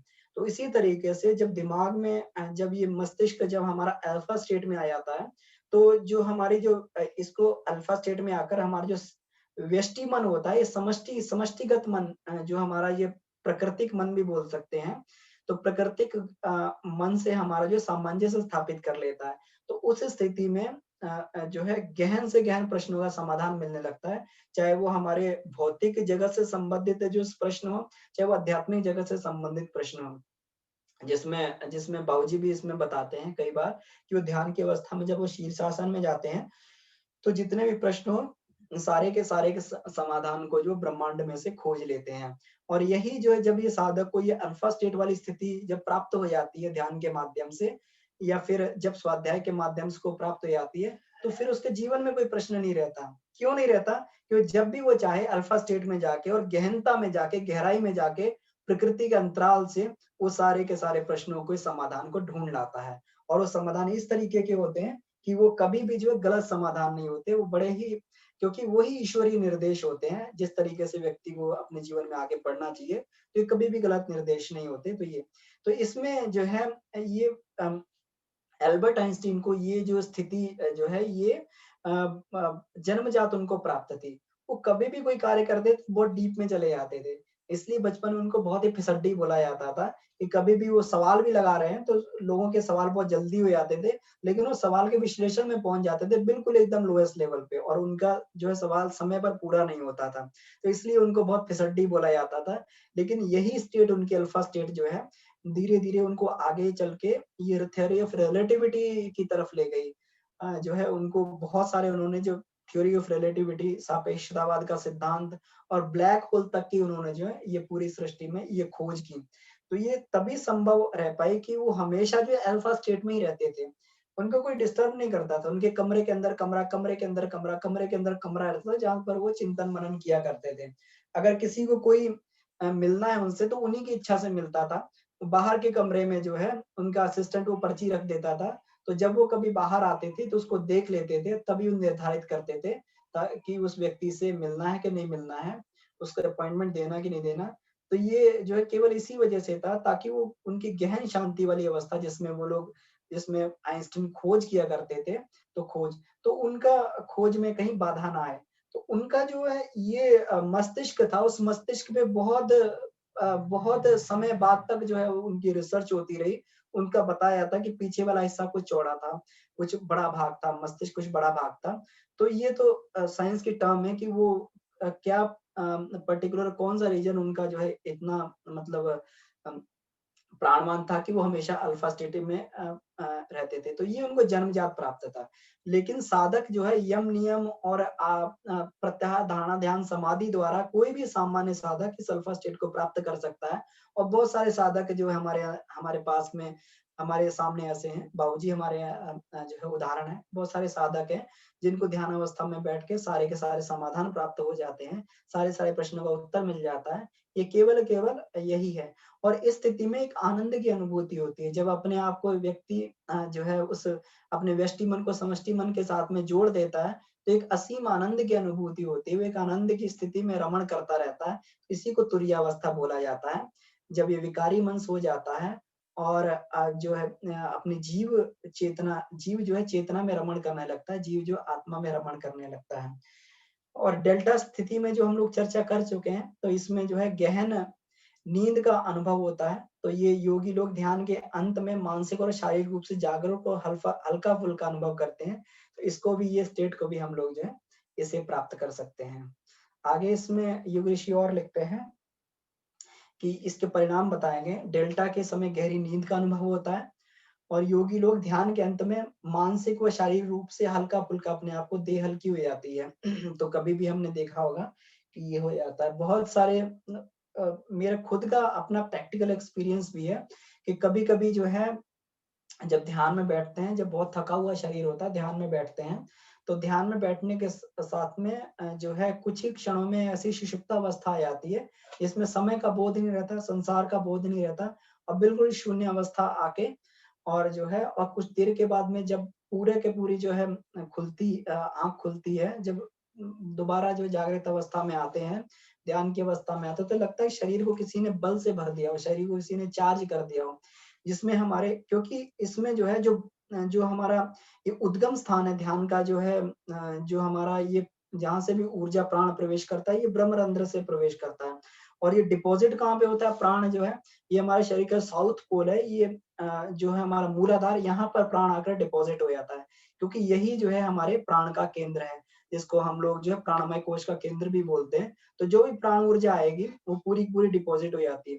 तो कई बार मैंने अनुभव किया कि जब सुषुप्तावस्था में से जब बाहर निकलते हैं, तो जेनिटल पार्ट्स जो हैं बिल्कुल एकदम जो है ऐसे हो जाते हैं कि जैसे जब व्यक्ति के अंदर काम वासना आती है, तो उसके जेनिटल पार्ट्स जो हैं पूरा एकदम जो है जैसे बोलना चाहिए कि एकदम कड़क हो जाते हैं, तो इसी तरीके से फ़ील होता है। तो ये काम वासना से नहीं, ये ध्यान की उस अवस्था से जो है वो स्थिति जो होती है कि एकदम जो है अंदर जो है ये पूरा का पूरा मूलाधार क्षेत्र जो है ऊर्जा से भर जाता है। तो ये जो है डेल्टा की स्थिति में जो है इस चीज़ को अनुभव किया जा सकता है और बहुत सारे साधक इसको करते भी होंगे अनुभव। और ये जो है इसमें यही बताया गया है कि ध्यान की उच्च अवस्था जिसे हम लोग तुरीय अवस्था या समाधि अवस्था बोलते हैं, ये जिसे योग निद्रा की अवस्था बोलते हैं। तो ये पूरा का पूरा हम लोग जो है अपनी ऊर्जा को शरीर की ऊर्जा को बचा के और मस्तिष्क की ऊर्जा को बचा के हम लोग जो है इसमें ध्यान में नियोजित कर देते हैं और हमारे अंदर की परतों का अनावरण होने लगता है। परम पूज्य गुरुदेव ने जो कुंडलिनी साधना का जो ये बताया है इसमें तरीका, ये कुंडलिनी साधना का तरीका जो है पूरा का पूरा ध्यान पे अवलंबित है। जिसमें हम लोग जो ब्रह्म नाड़ी में जो है मन को तेजस्वी बनाकर ब्रह्म नाड़ी से प्रवेश करवा के और आज्ञा चक्र से धीरे-धीरे जो है उस पर बम्बार्डिंग करके और एक-एक चक्र का स्फुरण हम लोग चालू करते हैं। तो पूरा का पूरा ध्यान की पद्धति से इसको बताया और ऐसी ध्यान की पद्धति में कहीं पे भी जो है कुंडलिनी का कोई भी साइड इफेक्ट नहीं होता है। तो धीरे-धीरे ये जो चेतना की परतें हैं, जो चक्र जागृत होते हैं, तो ये चेतना की परतें धीरे-धीरे हमारे अंदर ये खुलने लगती हैं। और इसी अवस्था को सवैकल्प और निर्विकल्प समाधि भी बोला जाता है। यानी अल्फा स्टेट में जब हम लोग आते हैं, जब तुरीय अवस्था में आते हैं, तो तुरीय अवस्था को ही समाधि अवस्था बोला गया है। तो अब ये सविकल्प और निर्विकल्प समाधि अवस्था इसको जो है बोला जाता है। अब समय होने वाला है। 2 मिनट में ये और चर्चा कर लें कि इससे जो है मेडिकल साइंस ने जो उसको पैरामीटर्स को नापा तो उसमें कौन-कौन से जो है ये लाभ होते हैं ध्यान के माध्यम से, जो फिजिकल लाभ होते हैं। यहाँ आत्मिक लाभों की चर्चा नहीं, केवल फिजिकल लाभों की चर्चा हुई है। जब कोई व्यक्ति पूछता है कि ध्यान करते हैं तो ये शरीर में क्या फिजिकल चेंजेस होते हैं, तो ये इसमें ये बताया गया है कि इसमें जो है हमारे श्वसन की गति जो है 18 मिनट से घटकर जो 5 से 6 मिनट ही श्वसन की गति रह जाती है। हार्ट को इससे रेस्ट मिलता है। क्योंकि जैसे-जैसे हमारी कहते हैं आध्यात्मिक टर्म में अगर बात करें तो जितनी श्वासों को हम लोग जो धीरे-धीरे धारण करते हैं, धीरे-धीरे श्वासों को श्वास-प्रश्वास के क्रम की गति जितनी धीरे होती है, उतना व्यक्ति दीर्घायु हो जाता है। तो ध्यान के माध्यम से धीरे-धीरे व्यक्ति को दीर्घायुष्य की प्राप्ति होती है। हृदय की धड़कन जो है, हृदय जब अधिक पंप करता है तो शरीर को अधिक ऊर्जा खत्म करनी पड़ती है। तो हृदय की धड़कन जो है 80 से लेकर 50-60 तक रह जाती है और यही ऊर्जा हमारी जो बचने लगती है और ये हमारे ध्यान के प्रयोजन को पूरा करने लगती है। ऑक्सीजन की खपत कम हो जाती है। 20% बॉडी में ऑक्सीजन की खपत कम हो जाती है और ये ऑक्सीजन जो है ये जो प्राण ऊर्जा है, ये फिर हम लोग जो है ध्यान के माध्यम से अपने चक्रों को, अपनी चेतना को उस को जगाने के लिए हम लोग इसमें करते हैं। तो ये ब्लड लैक्टेट भी इसमें 50% तक की कमी हो जाती है। लैक्टेट जो है एक एक पॉइज़न तरीके से ब्लड में होता है। तो ये ब्लड लैक्टेट भी धीरे धीरे जो 50% तक कम होने लगता है और धीरे धीरे व्यक्ति का ध्यान के माध्यम से इम्यूनिटी लेवल जो है ये बड़ा स्ट्रांग हो जाता है। अब इसके बाद में ध्यान के माध्यम से जो है ध्यान में जाते ही व्यक्ति के अंदर हीलिंग प्रोसेस चालू हो जाता है। उसके अंदर से जो है उसके मस्तिष्क में जो है एनकैफिलिन, एंडोर्फिन और जो है जैसे एंडोक्रिन्स इसमें निकलने लगते हैं। डोपामाइन जो है इसमें रिलीज होने लगता है, जो आनंद की अनुभूति जो ध्यान के माध्यम से होती है, जो शरीर में एक जो है गुदगुदी सी महसूस होती है, आनंद की जो है इसमें अनुभूति होती है। ये केवल और केवल इन्हीं दर्द निवारक जो है ये केमिकल्स के माध्यम से, इन्हीं हार्मोन्स के माध्यम से जो ध्यान की अवस्था में निकलते हैं, इन्हीं के माध्यम से इसकी प्राप्ति होती है। तो ये फिजिकल बॉडी पर इसको प्रत्यक्ष इसको हम लोग देख सकते हैं। तो ठीक है, तो आज के सेशन को हम लोग यहीं खत्म करते हैं। अभी 20 मिनट का समय हमारे पास में। मैं बाबूजी को भी इसमें जो है अनम्यूट कर रहा हूँ, तो बाबूजी का आशीर्वाद हमें प्राप्त हो। और इसमें जो है जिनके जिनके हैंड रेज है उनको भी हम लोग जो है अनम्यूट करते हैं जी। इसमें बाबूजी को मैं और इसमें ये है नितिन जी का हैंड रेज, सुरेंद्र जी का हैंड रेज है जी भैया। प्रणाम भैया, प्रणाम बाबूजी। बाबूजी दो तीन चीजें थी, वो मन से संबंधित थी और स्वप्न से संबंधित थी। एक तो पूज्य गुरुदेव ने भी बात कही है कि सपने झूठे भी और सच्चे भी, किताबें लिखी गुरुदेव ने। और महर्षि पतंजलि जी ने भी कहा है कि स्वप्न निद्रा ज्ञान अलंबवन वा करके। और इसके साथ हमारे जो भारतीय दर्शन है उसमें समुद्र शास्त्र है, तो समुद्र शास्त्र को हम लोग सपने के परिप्रेक्ष्य में कितना सही माने और कितना गलत माने और उस पर कितना विश्वास करें, ये प्रश्न है भैया बाबूजी। तो इसमें जो मेरा मानना भैया कि गुरुदेव ने जो है इसमें जो गायत्री महाविज्ञान भाग 1 में जो टॉपिक लिखा है, साधक के स्वप्न निरर्थक नहीं होते, है ना। तो यहाँ पे साधक के स्वप्न की बात की गई है। जब हम लोग जप और ध्यान करते हैं, योग मार्ग पर आगे बढ़ते हैं, तो हमारी चेतना जो है बिल्कुल सुगढ़ होने लगती है, अनगढ़ से सुगढ़ होने लगती है। तो ये पूरा का पूरा जो है हमारी मानसिक कल्पना जो है ये हमारी चेतना की सुगढ़ता पे डिपेंड करती है। तो जब साधक की प्रगति होने लगती है, तब उसके स्वप्न बड़े ही व्यवस्थित होने लगते हैं। तब उसके स्वप्न अनगढ़ स्वप्न जो सामान्य व्यक्ति को आते हैं, फिर उसके स्वप्न अनगढ़ नहीं रहते, वो जो है बहुत कर उस व्यवस्थित होते हैं। और उस चेतना के आधार पर जो है ये इसको या तो उसको फिर पूर्वाभास होने लगता है कि पूर्व में जो घटनाएं होने वाली वो भास होने लगता है, अपने अंतःकरण में क्या चल रहा है ये होने लगता है। तो धीरे धीरे जो है ये वास्तव में ये स्वप्न शास्त्र है, समुद्र बोला गया है। लेकिन साधक के अगर पॉइंट ऑफ व्यू से बोला जाए, जिसकी चेतना जो है सुगढ़ होने लगती है, जिसकी चेतना व्यवस्थित होने लगती है, तो उसके स्वप्न भी बहुत कर जो है फिर सच्चे होने लगते हैं। ये गुरुदेव की भाषा में है भैया, गायत्री महाविज्ञान 1 में लिखा गया है, तो आप इसको पढ़ सकते हैं।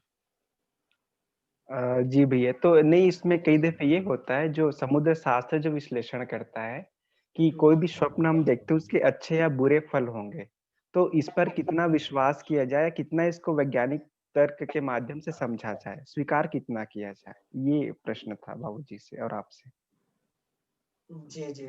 तो इसमें बाबूजी भी इस पे अपना इसमें जरूर दें। तो इसमें ये भैया इसमें जैसे कुछ भयंकर स्वप्न भी हम लोग देखते हैं, तो गुरुदेव ने इस बात को भी कहा है। भयंकर स्वप्न भी देखते हैं, तो वो आगे आने वाले जो हमारा फ्यूचर है, तो जब हमारे फ्यूचर के रूप में भी जो है इसको हमें दर्शाते हैं। उसमें भी फिर इसका निराकरण करने के लिए गुरुदेव ने कुछ साधनाएं बताई हैं कि स्वप्न के फल को किस तरीके से इसमें नष्ट किया जाए। तो ये भी गुरुदेव ने इसमें जो है ये तरीके बताए हैं। तो ये एक स्वप्न को हम लोग जो है आगामी फ्यूचर जो हमारा रहा है इसके परिप्रेक्ष्य में भी देखा जा सकता है। लेकिन तब जब उसकी चेतना जो सुगढ़ हो जाए, जब जो है उसकी चेतना जो है व्यवस्थित हो जाए। तो इसमें जी बाबूजी आप भी अपना जो है इसमें दीजिए, इसमें कहाँ पर जो है। हाँ जी, स्क्रीन को इसमें से हाँ वो कीजिए, शेयर स्क्रीन बंद कीजिए।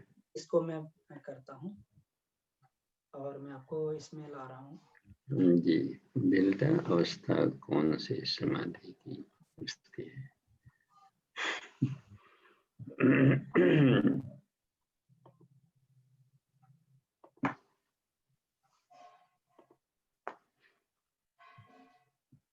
जी बाबूजी, पहले तो ये सुरेंद्र जी का स्वप्न वाला प्रश्न है, तो इसके बाद हाँ, चलिए हमको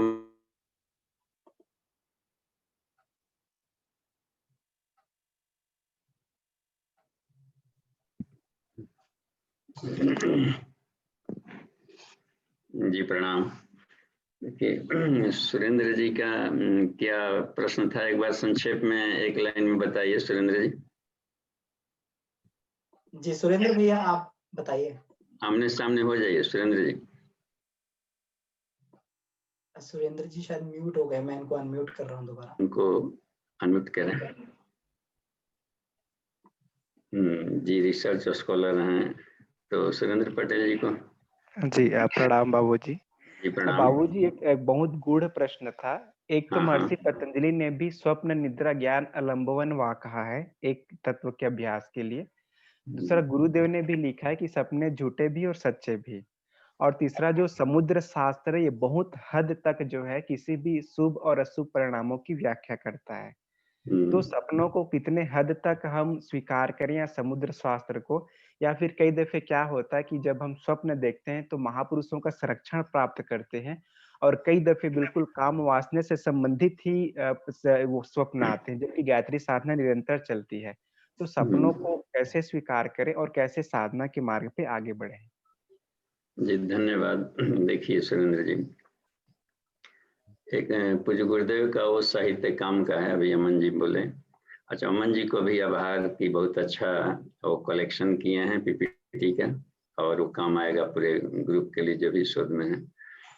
तो ये सपने सच्चे भी झूठे भी, इसको अध्ययन करने से हमें मिला, तो उससे हम काफी एग्री हुए और हमको अंतःकरण ने स्वीकारा।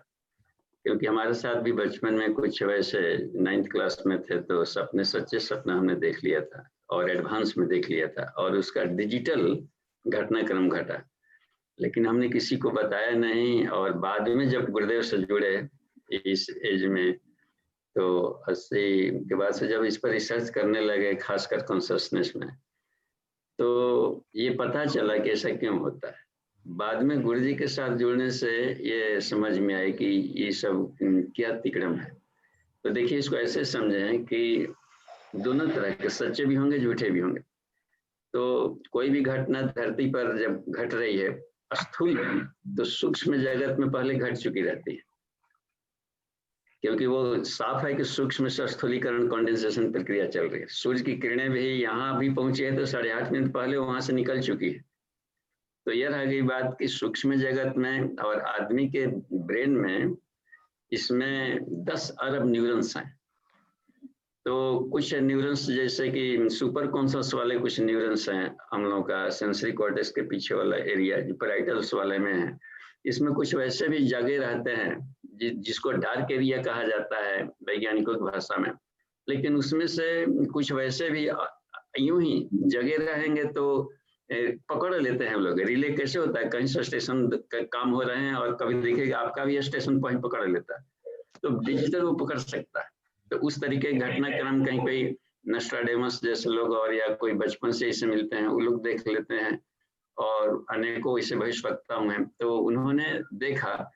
तो वो ऐसा नहीं है कि कोई खास साधना से ही उसे वैसे करेगा, तो वो ऋषि लोग वैसे करके और पूर्व आगे पीछे भी देखते थे, जिससे कि पिपलाद ऋषि त्रिकालदर्शी कहलाते थे, वैशंपायन ये लोग थे, काकमुसुंडित। तो इन लोगों को बड़ा उस स्तर के सुपर कॉन्शियस में जा करके इस सब का साधना से भी पाए थे। लेकिन जो बिल्कुल साधक न हो, यूं ही, क्योंकि ये बॉडी है सिर्फ हम ही लोगों के कंट्रोल में नहीं रहता, ईश्वर ने बनाया है तो वो भी अपने ढंग से इस्तेमाल करते रहता है। डुअल सिस्टम हर जगह काम करता है। जीव की अपनी सत्ता का भी एक रेंज है, प्लस ईश्वरीय चेतना भी हर जगह घुली हुई है। जहां देखेगा कि आपको माध्यम बनाकर कहीं काम लेना है तो आपके बॉडी पर अपने ढंग के आवेश देकर के काम करा लेगा। आप बहुत चक्कर रह जाएंगे कि हमने किसी कर दिया हम तो यह रह गई बात। तो एक तो यह है कि वो न्यूरॉन्स कहीं से पकड़ लेता है, और दूसरी बात है कि जो कभी हम काम वासना का आनंद लेते रहते हैं या सपना की स्थिति में कहीं और झील झरना तालाब रोड शहर अपने ढंग का बना लेता है। अब समझिए कितना उसके भीतर में, तो चिताकाश में भी इथर मीडिया हर जगह भरा हुआ है इथर पार्टिकल, माने प्राण हर जगह भरे पड़े हैं।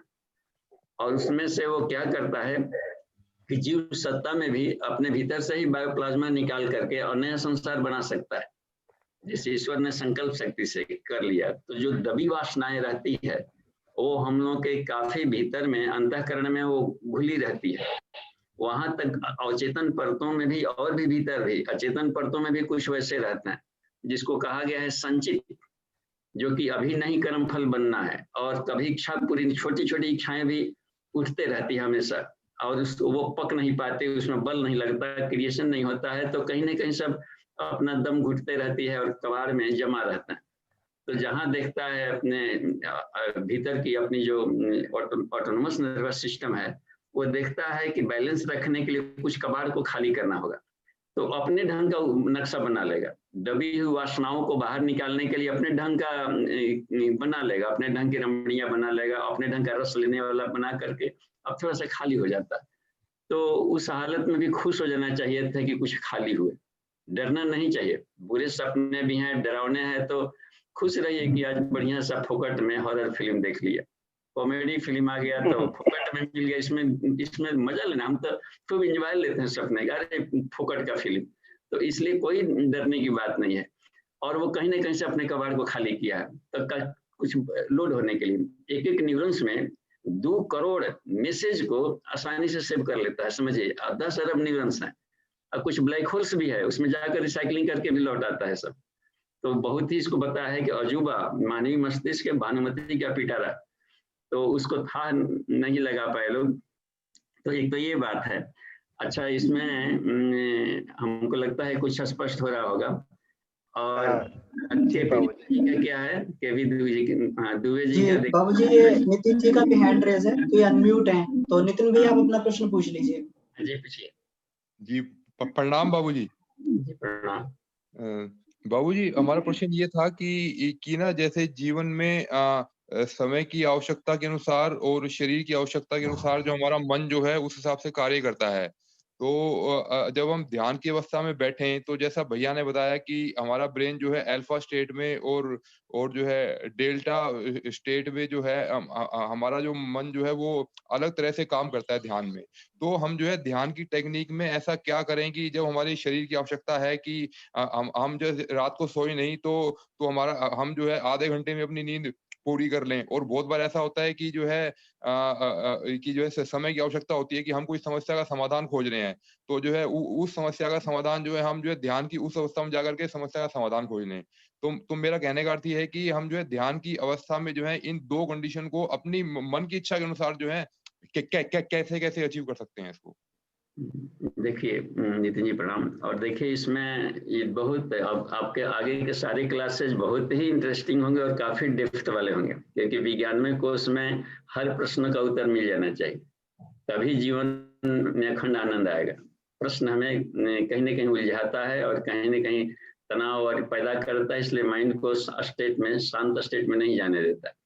तो देखिए इसमें जो हमारा अपना अनुभव है ये बता रहे हैं कि ये उपनिषद का स्वाध्याय बहुत जरूरी है, क्योंकि अल्फा स्टेट की ही बात करता है केवल, और न ही इतना है तक ले आएगा कि एब्सोल्यूट ट्रूथ की बात करेगा। तो जैसे जैसे समाधान मिलते जाते हैं गुत्थियों का, वैसे वैसे दिमाग रिलैक्स होते जाता है, और रिलैक्सेशन की चरम सीमा होता है, ये बोलते हैं जिसको डेल्टा कहा गया है।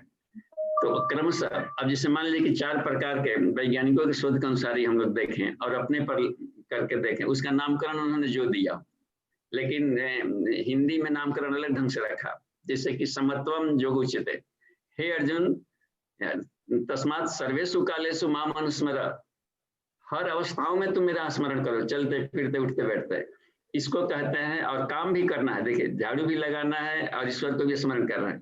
इसका मतलब है कि शांत मस्तिष्क से गायत्री मंत्र का देखिए भार्गव का भ अक्षर, भव उद्विग्न मना नव हृदय द्वेगं परित्यज कुरु सर्वस्वस्थासु शांतम संतुलितम मनम। तो शांत और संतुलित मन से जब हम रहते हैं तो उसको कहते हैं अल्फा स्टेट, उसका नाम चाहे जो दे दें।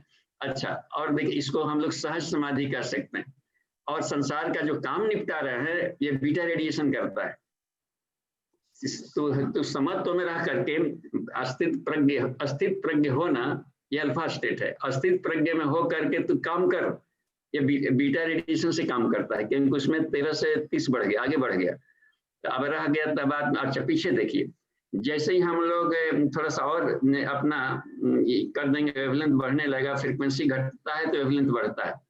तो साफ है, वेवलेंथ बढ़ेगा तो रिलैक्सेशन होगा, रिलैक्स होगा, तनाव खत्म होते जाएगा।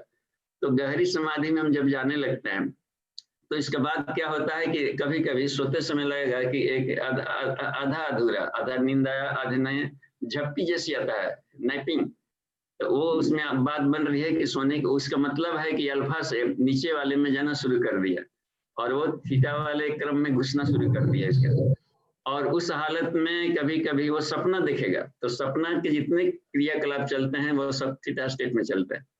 तो रह गई कि उसमें सो भी सकता है, सपना नहीं भी देख सकता है, लेकिन वो रिलैक्सेशन धीरे धीरे होता है। तभी उसको बिल्कुल ड्राइविंग भी कर रहे हैं तभी आपको लगेगा कि अब झपकी आ रही है करने का। इसका मतलब है कि माइंड वो बोझिल हो गया है, अब थोड़ा सा वो रेस्ट की अवस्था में जा रहा है। और काफी जब रेस्ट में चला जाता है बिल्कुल, तो उस अवस्था को कहते हैं, जो समाधि अवस्था लाते हैं तो डेल्टा वाला स्टेट होता है। तो उसमें वो जोगी जग भी सकता है और डीप स्टेट में सो भी सकता है। तो हम लोग तो नहीं जानते कहाँ पर है, लेकिन वो अपनी आत्म स्थिति में रहता है। तो धीरे धीरे, लेकिन उस अवस्था में भी चाहे तो निर्विष समाधि में संसार के समस्याओं का सॉल्व ढूंढ सकता है। तो संसार के लिए सो गया है वो।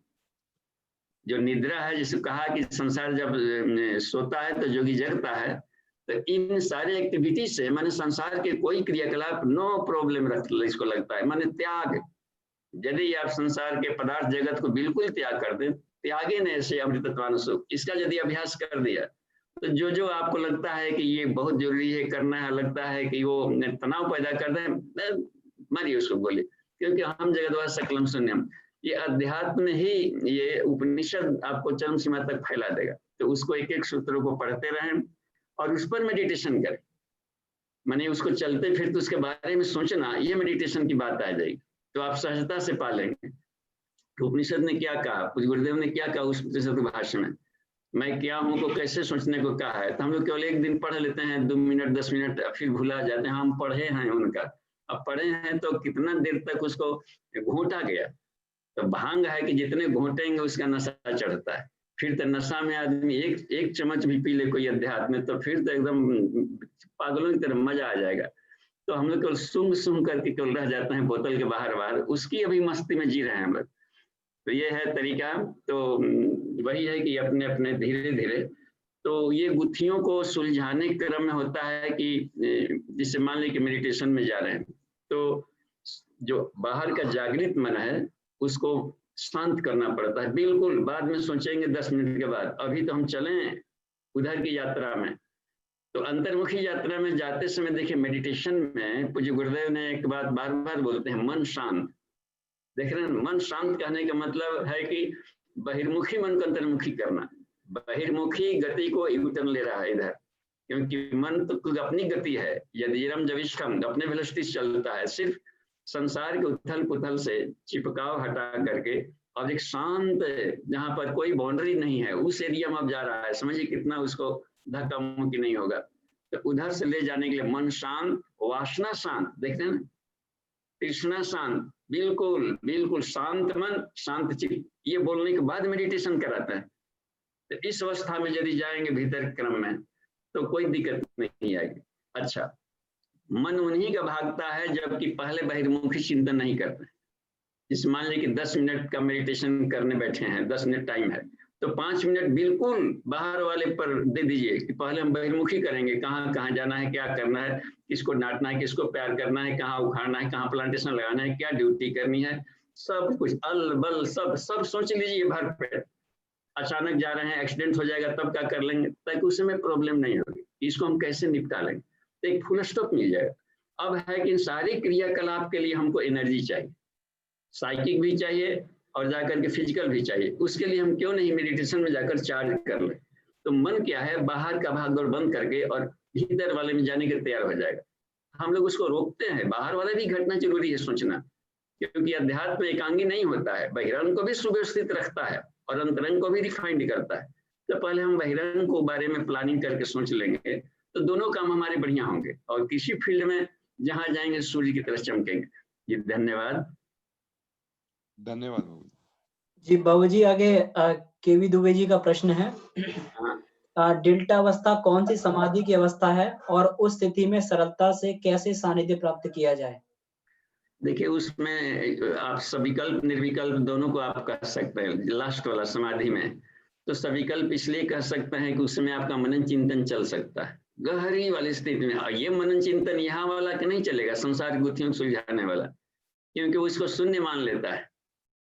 तभी जाकर के एकदम गहरी एम्पलीट्यूड में जाएगा। जहाँ पदार्थ उसके रहेंगे उसमें क्रम में, तो उसमें क्या बात बनती है कि वो उसमें कहीं ना कहीं पर टकराहट रहेगी उसको, तो वेवलेंथ लंबा नहीं हो पाएगा उसका, क्योंकि बिल्कुल ही फ्रीक्वेंसी शून्य कर दिया। समझिए कितना गहरा वेवलेंथ होगा उसका। तो इस मतलब कि कोई पार्टिकल्स कहीं नहीं टकरा रहा है। तो उस अवस्था में आदमी जानेगा कि हम जगद्वा सकलम शून्यम। वो वाला स्थिति में जब जाएंगे तो ज्ञान के नेत्रों से देखेंगे कि यहाँ संसार में जो कुछ हम देख रहे हैं वो फाल्स है। तो वो एक भ्रम जैसे दिखाई पड़ने लगेगा और बिल्कुल पारदर्शी जब दिखाई पड़ने लगेगा, सब कुछ देखते हुए भी एक पारदर्शी लेयर भी देख रहे हैं आप, तो उस अवस्था में आप किसी भी संसार की गुत्थी में आप गुजर चुके रहते हैं। तो संसार के लिए सोया हुआ रहता है वो व्यक्ति, लेकिन एक अथाह मस्ती और एक अखंड आनंद के भीतर में जाता है। तो अखंडानंद बोधायक स्थिति उसी अवस्था में आती है। तो ये हो गए जागृत। या फिर जाकर के बिल्कुल गहरी निद्रा में भी चल जाएगा तो संसार वाले समझेंगे कि पता नहीं कहाँ गया था। आत्मस्थिति बिल्कुल शांताकारम है। वहां जब जाता है तो खुद भी नहीं पता चलता है कहाँ।